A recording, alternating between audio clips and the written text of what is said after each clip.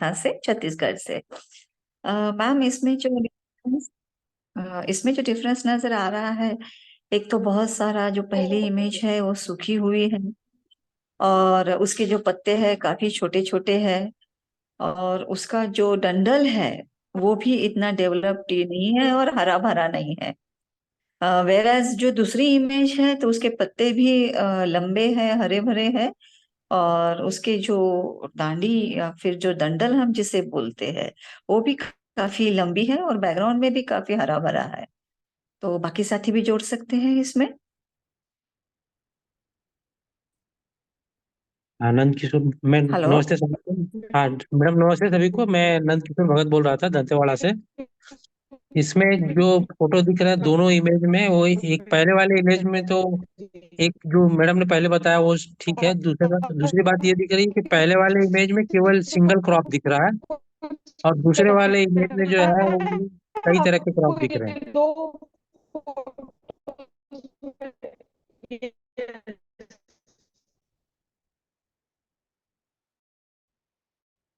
हाँ, ओके, तो इस तरह से दूसरे वाले इमेज में मल्टी क्रॉप दिख रहे हैं, मतलब गुड इनफ, मैं फेयर इनफ। मैं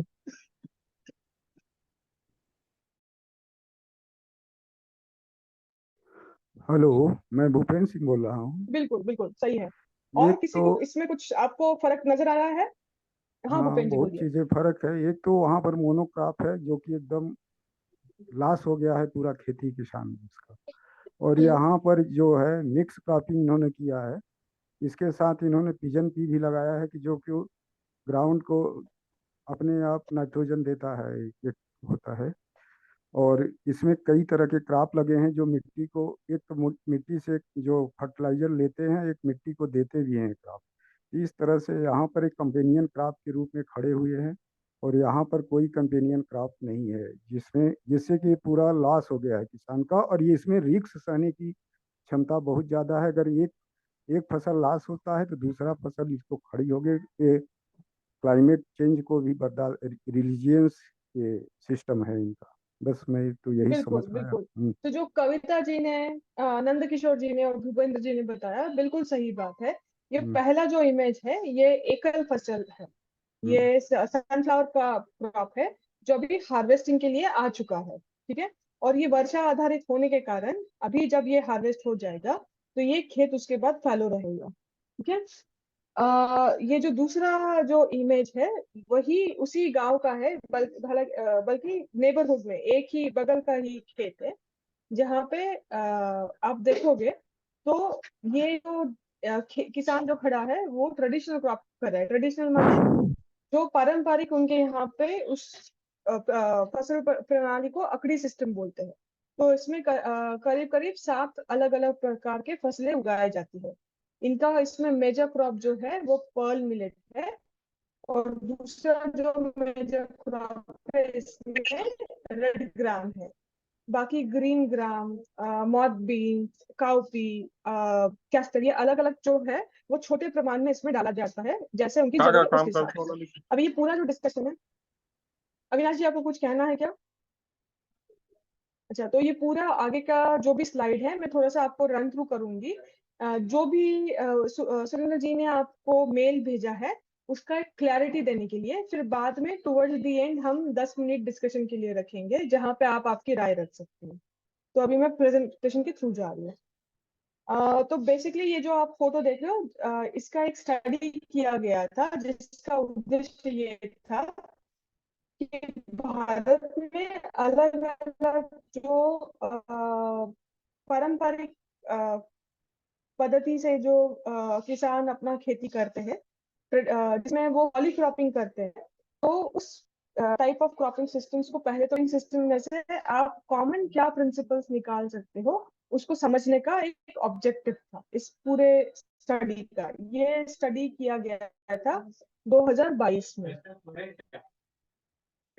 और फिर इसमें जो मेथोडोलॉजी यूज किया गया था जैसे एफजीडी, की फार्मर इन्फॉर्मेंट्स, इन सभी से बात करके इंफॉर्मेशन निकाला गया था। अभी ये जो आप भारत का मैप देख रहे हो यहाँ पे करीब हमने 12 अलग अलग प्रकार के इस प्रणाली के फसलों को डॉक्यूमेंट किया गया था। ये पूरे ये जो नाम है ओलिया, रामफल, अकड़ी, बारधाना, पट्टा, ये सारे क्रॉपिंग सिस्टम जो है ये लोकली लोग उनको इस नाम से जानते हैं। एक ही मिनट है।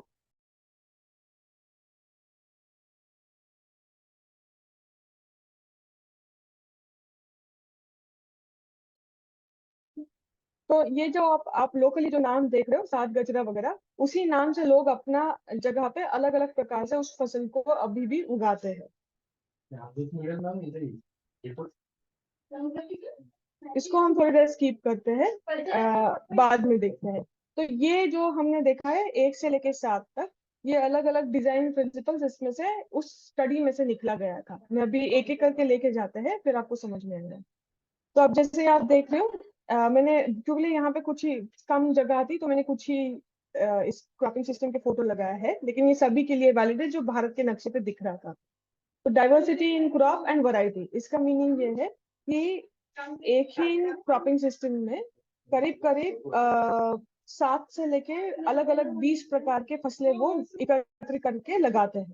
तो ये हंगरी खेती है, ये राजस्थान का है, सात गजरा एमपी का है, अकड़ी है जैसे मैंने बताया वो कर्नाटक का है।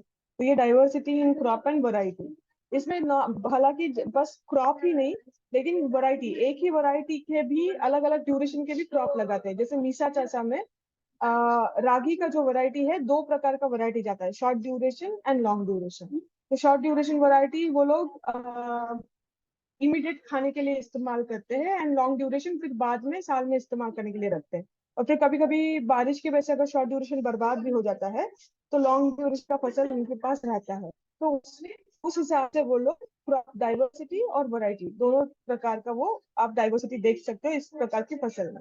और ये जो यहाँ पे नाम लिखे गए हैं, इन पद्धति में ये सारे फसलें उगाई जाती है, इकट्ठा उगाई जाती है। हो सकती है, ब्रॉडकास्टिंग हो सकती है, कहीं पे लाइन ब्रॉडकास्टिंग का दूसरा कंपोनेंट देखोगे डिजाइन प्रिंसिपल को, तो आप ये समझोगे कि फार्मर इसको रैंडमली ऐसे भी कोई मिक्स करके नहीं लगा रहा है, उसको वो बहुत सोच समझ कर कुछ नॉलेज के साथ मिक्स करके वो लगा रहा है। तो जैसे अभी आप देख रहे हो, ये moth beans, green gram, field beans, pigeon P, castor, sorghum, हर एक का इसमें से एक वैरायटी है जो इरेक्ट टाइप है, दूसरा वैरायटी है वो क्रिपर टाइप है, तीसरा वैरायटी जो बुशी टाइप है, और एक कुछ वैरायटीज है जो जमीन पे क्लिप हो जाते हैं। तो क्लाइंबर्स, क्रिपर, इस तरह का आपको कॉम्बिनेशन दिखेगा। तो अगर आप मान लो कि पर्ल मिलेट का किसी और जगह का वैरायटी यहाँ पे लाके लगाओगे तो शायद वो इस कॉम्बिनेशन में नहीं चलेगा, क्योंकि उसका ड्यूरेशन, हाइट, किसी स्पेसिफिक रीजन की वजह से वहां पर किया गया है। तो वो पूरे देसी सीड्स के साथ उसको वो इस्तेमाल कर रहे हैं। अगला हम अगर पॉइंट देखेंगे तो जैसे देखिए, अगर जून में क्रॉप्स को सो किया जाता है तो करीब करीब जनवरी और किसी किसी जगह पे फरवरी मार्च तक ये फसलें फील्ड पे रहती है। ये सारा बारिश पर ही निर्भर खेती है, कहीं पे भी बाहर से इसको पानी अप्लाई नहीं किया जाता। तो और जो दूसरा आप देखोगे मोनोक्रॉप, जनरली अक्टूबर नवंबर के बीच में वो क्रॉप हार्वेस्ट हो जाता है। ये जो फोटो है ये ओलिया क्रॉपिंग सिस्टम का है जो एमपी में लिया जाता है। ये सारे क्रॉप्स उसमें लिए जाते हैं। तो यहाँ पे जो जमीन है फैलो रहती है फरवरी मार्च अप्रैल मई में, किसी जगह पे ये अप्रैल मई मंथ में रहता है, टिल मार्च क्रॉप फील्ड पे रहता है। तो ये इस टाइप का उसका कवरेज भी है। इसको हम स्कीप करते हैं। अगर आप इसको ये भी देखोगे ना, मैं बारिश के हिसाब से यहाँ पे बताती हूँ। तो अगर ये दूसरा क्रॉपिंग सिस्टम है आंध्र प्रदेश का रायलसीमा जगह का, जहाँ पे अगर आप देखोगे तो मोनोक्रॉप वहां पे ग्राउंडनट लिया जाता है जून से लेके अक्टूबर, उसके बाद पूरा जमीन खाली रहता है। और ये जो भी आपको बारिश का ये बार्स जो नजर आ रहे हैं, तो ये पूरा बारिश बाद में ये नवधान्य क्रॉपिंग सिस्टम जिसमें 9 अलग अलग प्रकार के क्रॉप उगाए जाते हैं, वो इस बारिश के आधारित पे उग जाते हैं। रायलसीमा रीजन राजस्थान के बाद सबसे दूसरा जो ड्राइस्ट रीजन होगा तो वो रायलसीमा रीजन है। उस तरह के जमीन पे भी आप देखोगे तो इस प्रकार का फसल उगता है। तो बेसिकली मेरे को और एक आपको इस भारत के मैप से एक चीज बताना था कि यहाँ पे अगर आप देखोगे कि कच्छ की जगह से जो रामवल सिस्टम है, इसमें भी 7 अलग अलग फसल उगाई जाती है, जहाँ पे ऊंट को इस्तेमाल करते हैं खेती करने के लिए। वहां से लेके झारखंड की जगह अगर आप देखोगे, जहाँ पे 1200 से 1500 mm तक का बारिश है, जहाँ पे करीब करीब 17 से अलग अलग 20 क्रॉप उगाए जाते हैं। ऐसे अलग अलग प्रकार का अगर आप देखोगे तो ये क्रॉपिंग सिस्टम्स है। तो ये पूरा जो स्टडी किया गया था, यही समझने के लिए कि ये पैटर्न क्या है, इसको मतलब जो फार्मर्स उसको उगाते हैं उसके पीछे उनका नॉलेज क्या है। जो दो क्रॉप वो जो भी वो क्रॉप कॉम्बिनेशन ले रहे हैं, तो उनकी सोच क्या है वो क्रॉप कॉम्बिनेशन लेने के लिए। तो बोले दो कुछ क्रॉप से जो इकट्ठा उग सकते हैं, कुछ क्रॉप से जो इकट्ठा नहीं उग सकते हैं। तो क्या इंफॉर्मेशन के साथ वो उसको उगाते हैं, उनके उसको उगाने के पीछे रीजन क्या है। और जैसे भूपेंद्र जी ने बिल्कुल सही बोला था कि अगर एकल फसली हम लेते हैं और बारिश बहुत ज्यादा हो जाती है, बहुत कम हो जाती है, तो पूरी फसल बर्बाद हो जाती है। तो अभी के मौसम में जब क्लाइमेट बदलता है या अभी फ्रीक्वेंसी बढ़ गई है, जैसे पहले भी हो रहा था, तो कुछ फसलें उसमें से बच जाती थी, कुछ फसलें खराब हो जाती थी। तो उस नॉलेज के इसमें वो सिस्टम्स को अभी भी लिया जाता है। और ज्यादातर तो आपको ये सिस्टम्स रेनफेड कंडीशंस में मिलते हैं। अभी कोई कहीं कहीं पे शिफ्टिंग कल्टीवेशन भी पॉसिबल है, और हम उसको डॉक्यूमेंट कर रहे हैं, क्योंकि बहुत जगह पे शिफ्टिंग कल्टीवेशन के अंदर बहुत साइंटिफिक नॉलेज जुड़ा हुआ है। ऐसा जितने भी फार्मर्स के साथ हमने इंटरेक्ट किया या जितने भी एक्सपीरियंस लोगों के साथ इंटरेक्ट किया, उनसे ये समझ में आया। जैसे बीवार करके एक खेती की पद्धति है, जो आप छत्तीसगढ़ के ऊपर नदन साइड में और एमपी के बॉर्डर में हो जाती है। ये कुरवा जो मैंने बोला वो भी शिफ्टिंग कल्टीवेशन था। झारखंड का मीसा चासा पहले शिफ्टिंग होता था, अब एक जगह पे हो रहा है।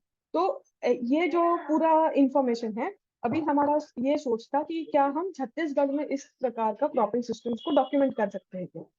तो उस हिसाब से आपको वो जो टेम्पलेट भेजा गया था। और फिर हम चाहते थे कि आप लोगों, क्योंकि आप लोग किसानों से बहुत ज्यादा जुड़े हुए हैं, और कहीं कोई कोई यहाँ पे किसान भी होगा, तो ये सब आपका इतना वाइड एक्सपीरियंस है, तो क्या आपने सबसे पहले ऐसे टाइप के फसलों को देखा है क्या उगते हुए। मेरा सबसे पहले प्रश्न ये है।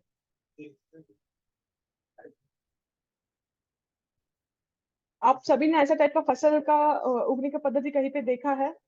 हाँ हाँ बिल्कुल, ये बस्तर के दंतेवाड़ा जिले में तो काफी है ये। ट्रेडिशनली वो कर रहे हैं, पैडी के साथ में वो मेज भी लेते हैं, पल्सेस भी लेते हैं, राहर भी लेते हैं, मूंग भी लेते हैं। तो ये तो यहाँ पे प्रचलित है। ओके, तो तासिफ और सुधीश जी, आई वांट यू टू, आप अगर नाम नोट डाउन करोगे तो हमारे लिए सही रहेगा। तो नंदकिशोर जी कहा है दंतेवाड़े में कि यहाँ पर उन्होंने देखा है, और जी किसी का कुछ एक्सपीरियंस है इस तरह का।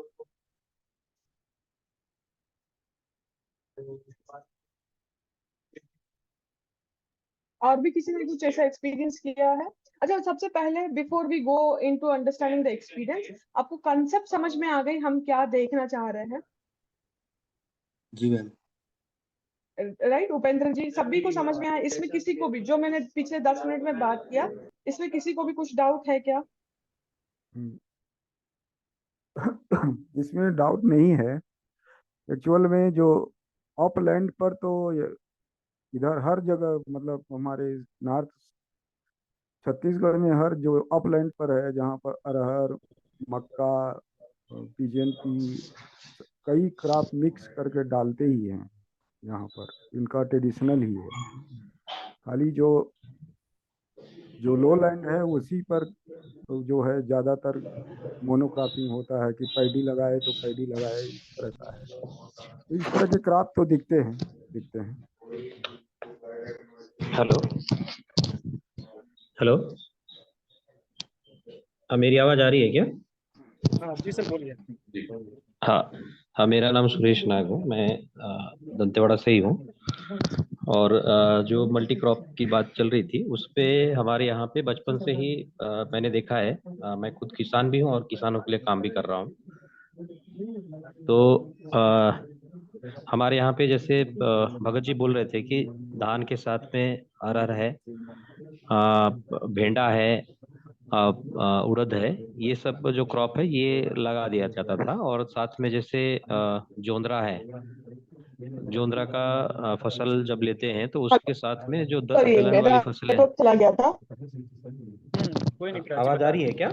जी सुरेश जी बोलो। हाँ आ रहा है। हाँ हाँ, जैसे जोंधरा लगाते हैं, जोंधरा के साथ में किनारे में जैसे कि आपका जोंदरी है वो साथ में लगाते थे। फिर दलहन जैसे कि बरबट्टी है, जो दाल की किस्में हैं, बरबट्टी जो होता है, झुड़ंगा होता है, तो वो उसके साथ में लगाते हैं। तो वो उसके पीछे का कारण यही था कि पहले अभी तो बहुत कम हो गया है। उसके पीछे कारण ये था कि जो नाइट्रोजन फिक्सेशन वाली बात है तो वो तो हो ही रहा था। और धान जैसे अपलैंड वैरायटी जैसे कि साटका हो गया, गुड़मा हो गया, मेहर हो गया, राखी हो गया, जो मरहान धान होता है उसके साथ में लगाते थे। तो वो 90 दिन में काटने के बाद फिर उसके बाद उड़द ऊपर आ जाता था, या दलहन जैसे कि राहर है, राहर ऊपर आ जाता था। तो इस प्रकार से वो क्रॉप पैटर्न था। लेकिन अभी वो कहीं ना कहीं विलुप्त होते जा रहा है हमारे यहाँ भी। और जैसे भूपेंद्र जी बोल रहे थे कि जो लो लैंड है वहां पर केवल एक ही फसल जो है धान ही हम लोग ले सकते हैं। तो पानी ज्यादा होने के कारण पे केवल धान ही वहां पर रखते हैं, और जो अपलैंड है वहां पर ही ये जो क्रॉप है, जो मिक्स क्रॉप है, वो हम लोग लगाते हैं। जी।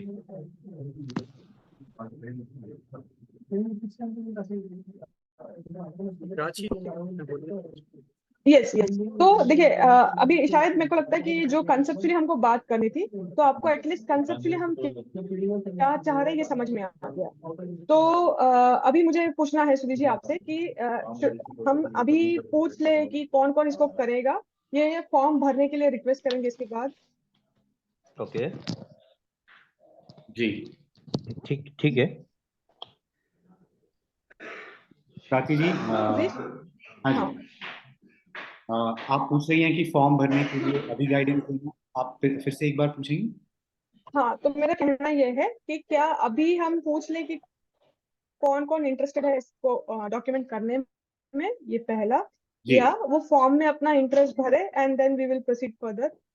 जी जी, लेट्स डू बोथ। हम दोनों करके कोशिश करते हैं। अभी भी हम पूछते हैं और हम फॉर्म भी सबके साथ साझा करते हैं, हम शेयर कर देंगे फॉर्म। और जिन्होंने अभी पार्टिसिपेशन नहीं जाहिर की है वो भी अगर भरना चाहें तो हम ओपन रखें तो बहुत अच्छा हो सकता ठीक है, तो मुझे I want you to moderate the sessions. मेरा हिंदी बहुत अच्छा नहीं है, है। आपका बिल्कुल हिंदी मुझसे बिल्कुल बेहतर बिल्कुल है, प्राची जी। थोड़ा प्लीज इसको मॉडरेट कीजिए। Yes, thank you. जी, सारे सहभागियों से ये अनुरोध है कि आप अगर यहाँ जाहिर कर पाएं कि कौन कौन एक फॉर्म हमारे साथ साझा करेंगी प्राची जी। ये फॉर्म में प्राची जी ये भी बताएंगी कि कौन कौन से डिटेल्स भरने हैं, कैसे भरने हैं, और पहले ये कैसे किया गया था।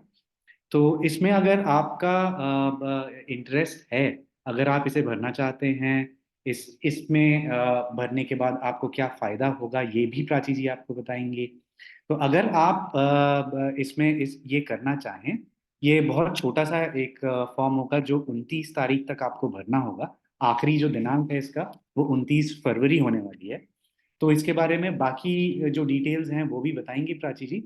और उसके बाद आप ये ज़रूर हमें बताएं कि आप इसे भर पाएंगे और हमारे साथ साझा कर पाएंगे या नहीं। इसे बताने के अलग अलग तरीके हो सकते हैं, आप चैट में भी बता सकते हैं हमें, और आप यहाँ पे हैंड रेज कर सकते हैं। जूम मीटिंग में एक सुविधा है जहाँ जहाँ पे आप रिएक्शंस बटन दबाएं और वहां से रेज हैंड करें तो हम आपका नाम नोट कर लें।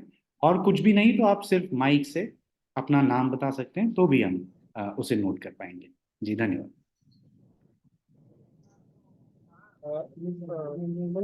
सुधीर जी, जैसे कि हमारे जो 3 लोगों ने, नंद किशोर जी, भूपेंद्र जी और सुरेश जी, ये 3 लोग बताए हैं कि इस टाइप का उन्होंने क्रॉपिंग सिस्टम को देखा है।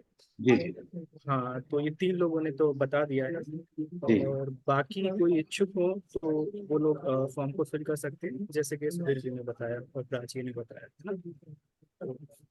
जी बिल्कुल। मैं एक बार आपको फॉर्म के थ्रू रन करती हूँ, बहुत बड़ा लंबा फॉर्म नहीं है। देखिए, इसका मैं फॉर्म भरने से पहले भी मैं आपको कारण बताती हूँ हमको करना तो ये सेम पद्धति का जो स्टडी है ये राजस्थान में भी हो रहा है। हमारे दोस्त है शायद है और अभिषेक जी, ये हमको राजस्थान में इसके लिए बहुत मदद कर रहे हैं। तो इसमें रीजन क्या है, मैं पहले वो बताना चाहती हूँ कि ये पद्धति को बहुत सारा अलग अलग प्रकार का फसल उगा, बराबर। Just give me second. तो ये क्रॉप्स को बेसिकली इसीलिए समझना चाहते हैं कि अभी बहुत ज्यादा क्लाइमेट चेंज का इम्पैक्ट हो रहा है, ठीक है। हर जगह पे किसी ना किसी वजह से फसल खराब होते जा रही है, एक ये इशू है। दूसरा, मोनोक्रॉप में बहुत बार हम बोल रहे हैं कि मार्केट ओरिएंटेड वो फसल को लिया जाता है, लेकिन इस टाइप का जो क्रॉपिंग सिस्टम का प्रणाली है, अगर आप उसको बहुत बारीकाई से देखोगे तो उनका पूरा घर का जो एक साल का जो दाल है, पूरा जो न्यूट्रिएंट रिक्वायरमेंट है, वो उस फसल से उनके निकल जाता है, और जो एक्सेस में बचता है फिर ही वही वो मार्केट में लेके जाते हैं।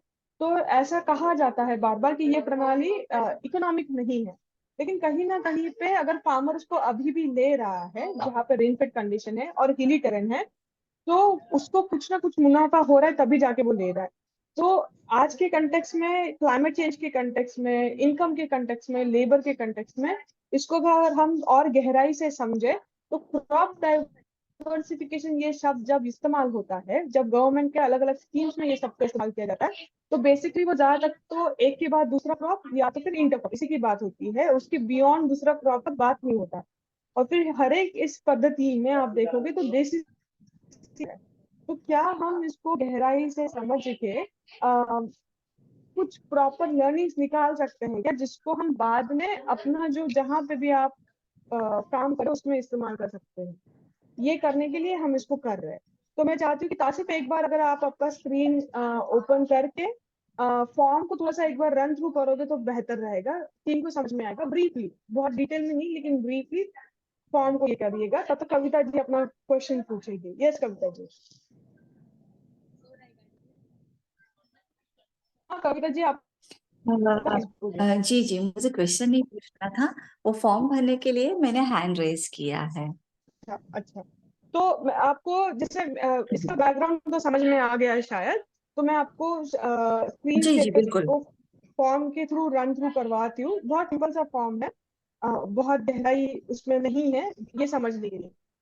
तो इसमें पहले तो ट्रेडिशनल मल्टी क्रॉपिंग ये शब्द को डिफाइन किया गया है, जिसमें कहा गया है कि जहाँ पे 3 या 3 से ज्यादा फसलें लिए जाती है उसको ट्रेडिशनल मल्टी क्रॉपिंग बोला, ठीक है।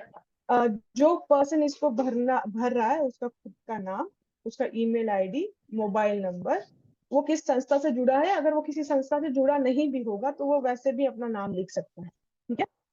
वो अभी कहाँ पे है, किस जगह पर रह रहा है, उसका एड्रेस।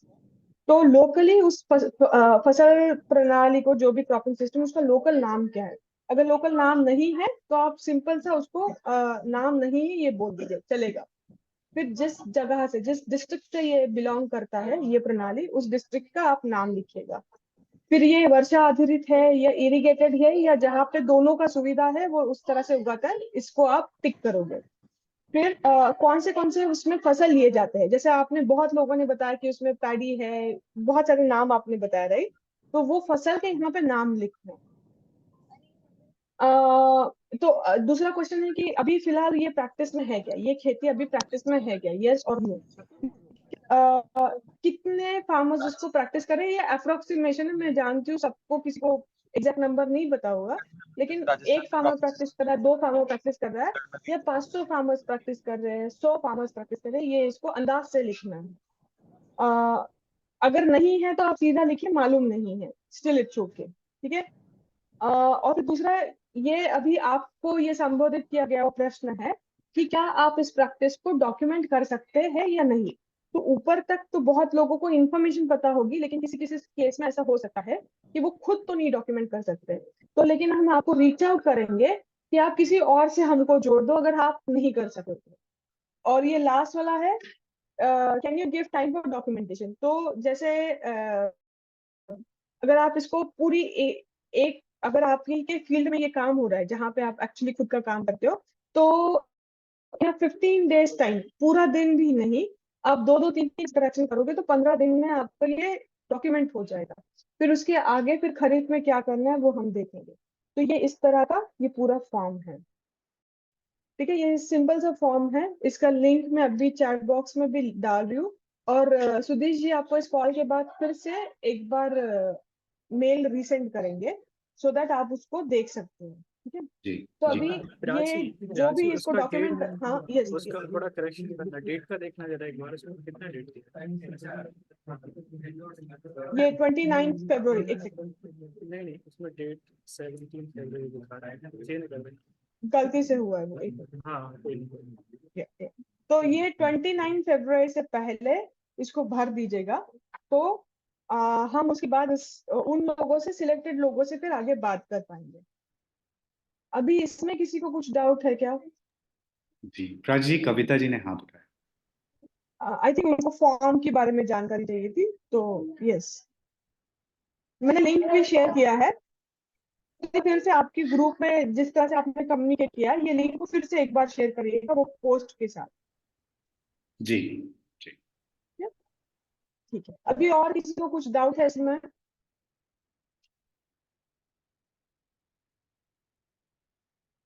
किसी और को कुछ question doubt? I think Sudhir ji, you may help to facilitate because of language there may be a barrier.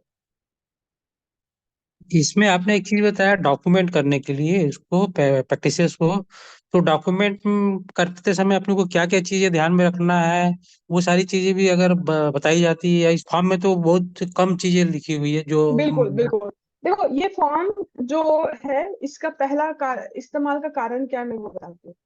ये फॉर्म आपको करीब करीब 3-4 दिन पहले आपके ग्रुप में सर्कुलेट हो गया, मुझे लगता है 4-5 दिन हो गया सर्कुलेट हो गया।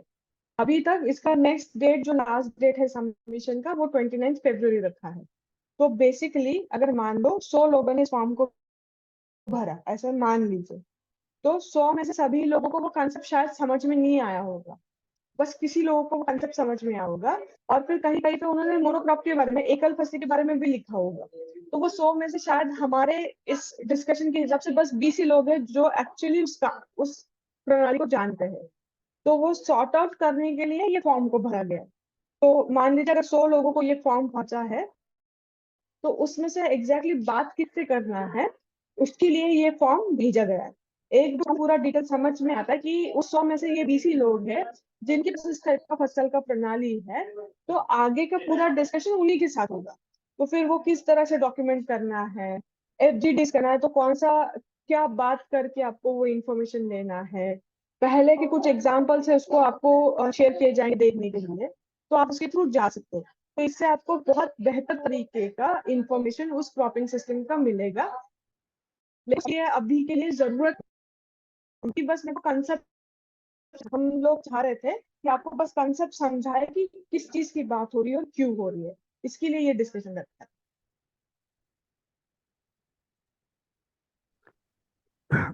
इस फॉर्म को फार्मर वाइज भरा जाएगा क्या? क्यों मैम? सर, इसको इस फॉर्म को फार्मर वाइज भरा जाएगा क्या अभी?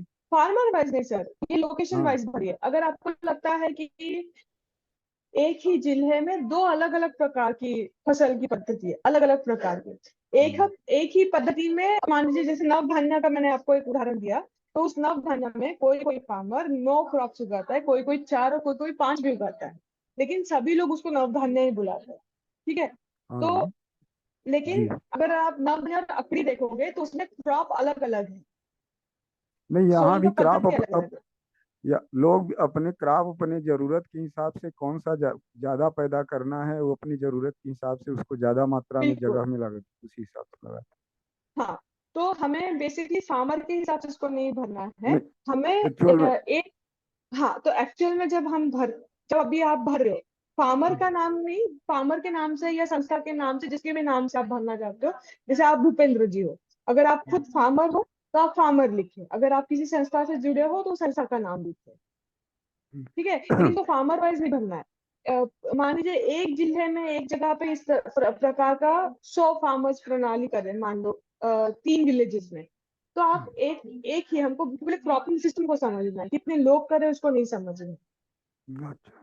ठीक तो ठीक है। बेसिकली पहले तो ये आइडेंटिफिकेशन है कि पूरे छत्तीसगढ़ स्टेट में ऐसे कौन से जगह पे इस प्रकार का प्रणाली हो रहा है।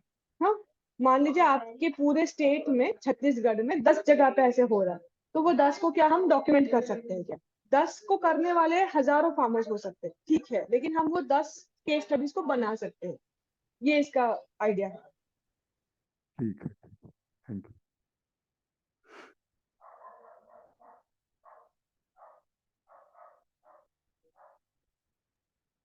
अगर आपको कुछ फर्दर क्वेरी नहीं होगा तो मेरे आपसे 2 रिक्वेस्ट है। एक तो जहाँ पे भी आपने इस प्रकार का फसल का पद्धति को देखा है, तो आप इसमें प्लीज जरूर भरिएगा कि ये फसल का पद्धति है और ये यहाँ यहाँ पे उग रहा है, और आप उसमें समय दे सकते हैं या नहीं, वो पूरा डिटेल आप भरिएगा, पहली बात। दूसरा, आपका जितना भी नेटवर्क है, आप जितने भी लोगों को जानते हो, जितने भी जगह से जानते हो, तो उनमें इसको जरूर सर्कुलेट करना। तो इस तरह से फिर हम छत्तीसगढ़ पूरे स्टेट में कितने प्रकार के इस तरह के फसलें हैं उसको डॉक्यूमेंट कर सकते हैं। और क्यों डॉक्यूमेंट करना है, मैंने आपको इसका अंदाजा बताया है कि इनमें से जो लर्निंग्स आ रहे हैं, क्या हम अभी उन लर्निंग्स को इस्तेमाल करके अभी के क्रॉपिंग सिस्टम को सुधार सकते हैं क्या?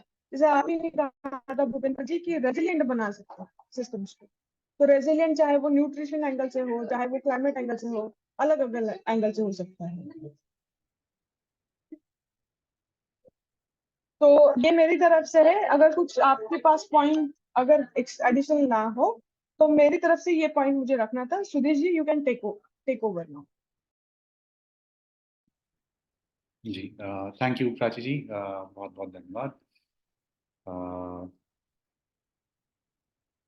किसी को भी और किसी भी तरह की जानकारी चाहिए हो तो ये समय है पूछने का। कॉल के बाद भी आप अपने प्रश्न हमारे साथ शेयर कर सकते हैं व्हाट्सएप या ईमेल के द्वारा। हम कोशिश करेंगे कि प्राची जी से वो सारे आपके जो प्रश्न हैं उनका जवाब आप तक पहुंच जाए। मैं अब रिक्वेस्ट करूंगा मानस जी और तासिफ जी से, अगर आपको कुछ कहना हो इसके अलावा तो आप कह सकते हैं। और किसी को कोई और प्रश्न हो तो आप चैट बॉक्स में लिख सकते हैं या हाथ उठा सकते हैं या अनम्यूट करके आप बोल सकते हैं, प्लीज।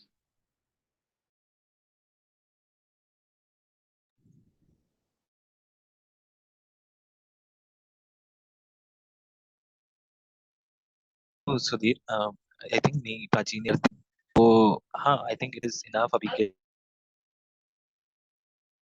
जी वो अपने को हाथ में हम इसको और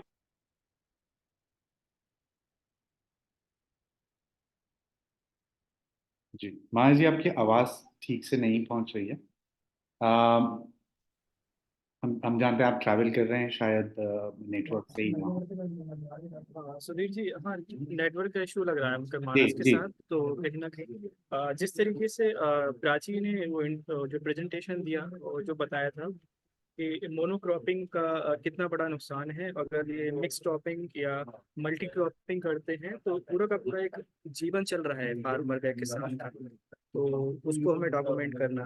तो जैसे कि मुझे लगता है शायद किसी का कोई डाउट हो तो पूछ सकता है, क्योंकि जैसे कि अभी तक 13 लोग जुड़े हुए हैं, तो हमारे पास जो 4 लोगों के रिस्पॉन्स आए, जिसमें कि नंद किशोर जी और भूपेंद्र जी, सुरेश जी और कविता जी ने फॉर्म के बारे में पूछा। तो अभी 4 लोग के हमारे रिस्पॉन्स आए। हो सकता है शायद कोई माइंड में डाउट हो या कुछ भी, तो आप बेझिझक पूछ सकते हैं, है ना? किसी का कोई भी हो, या मैसेज में या फिर वैसे हो सकता अगर अगर अभी डाउट ना भी हो, या तो डाउट अभी पूछेगा, या तो आपको फॉर्म दिया गया है, हमारा ईमेल आईडी दिया गया है, सुधीर जी का आपके पास नंबर है, किसी भी तरह से हाँ आप हमें रीच आउट कीजिएगा। बस मेरा एक ही कहना है कि आप अगर जानते हो तो आप फॉर्म को फिल कीजिए, अगर आपके नेटवर्क में आप स्प्रेड करते हो तो वहां से भी कुछ रिस्पॉन्सेज आएंगे। तो ये 2 चीजें से आपके साथ एक्सपेक्ट करते हैं हम। 29 को शायद हम फिर से मिलेंगे, जो लोग उस फॉर्म को भरेंगे उस हिसाब से। Yes, Sudesh, please go ahead. Prachi ji, एक एक छोटा सा रिक्वेस्ट था। मानस जी ने वैसे नेटवर्क ठीक नहीं है, एक मैसेज के द्वारा हमसे एक सजेशन दिया है कि जी, एक टेम्पलेट अगर सबके साथ शेयर हो जाता, एक भरा हुआ फॉर्म शेयर हो जाता तो समझने में और आसानी हो जाती और समझाने में भी आसानी हो जाती कि ये फॉर्म कैसे भरना है और किस लिए है। तो हो सकता है तो एक काम करते हैं, तासिफ के पास राजस्थान का या किसी और एक जगह का रिस्पांस आया हुआ है, तो एक रिस्पांस, आइडियल रिस्पांस को उसमें से उठा के आप इनके साथ शेयर कर सकते हैं। बिल्कुल बिल्कुल, सेंसिटिव इंफॉर्मेशन जैसे कि नाम, फोन नंबर, आप बिल्कुल उसको वो निकाल सकते हैं और बाकी चीजें हम बिल्कुल शेयर कर देंगे। जी सुधीर जी, तो सुधीर जी। जी प्रमोद जी, प्रमोद जी। हाँ, मैं प्रमोद बोल रहा हूँ। एक्चुअली क्या है, मैं थोड़ा सा एक मीटिंग में था और इस कारण से लेट ज्वाइन कर पाया। अभी जैसे बात हो रही थी कि उसका जो सैंपल जो फॉर्म है वो अगर भर देंगे तो बाकी चीजें रिपीट करना मुझे बोलने की जरूरत नहीं पड़ेगी और अच्छा मतलब सुविधा होगा। जो भी फिलअप करने का जो बात हो रही है उसके संबंध में मैं बताना चाह रहा था। ठीक है, थैंक यू। बिल्कुल बिल्कुल प्रमोद। तो तासिफ, आप इनके साथ एक फॉर्म जो आइडियल भरा हुआ है, राजस्थान का आप कोई भी खेती का ले सकते हो, वो सुरेश के साथ शेयर करो, वो अपने नेटवर्क पे उसको शेयर करो। गूगल फॉर्म ओके, हाँ गूगल फॉर्म का आप सिंपली पीडीएफ ले लो। बाकी जो जगह जहाँ पे नाम है, नाम रख सकते हो, कॉन्टेक्ट नंबर, एड्रेस, उसको किसी भी तरह से उसको हाइड कर दो या ठीक है, मिटा दो। मैं एक बना के दे दूंगा, एक डेमो वाला कुछ, और उसको भी कर दूंगा। ठीक, okay then. If there is no further issues, I think we can close the meeting. बिल्कुल। धन्यवाद सभी का जुड़ने के धन्यवाद लिए। सभी का जुड़ने के लिए। जी, Yes. आपका कीमती बहुत समय बहुत दिया धन्यवाद। आपने। धन्यवाद प्राची जी, धन्यवाद Thank you. आसिफ जी, ये गाइडेंस हमें देने के लिए। कोई भी क्वेश्चन हो, जैसा हमने कहा, कोई भी प्रश्न हो तो आप हमारे साथ शेयर कर सकते हैं। धन्यवाद। धन्यवाद सभी को। आप सभी को धन्यवाद। जी जी, नमस्ते नमस्ते।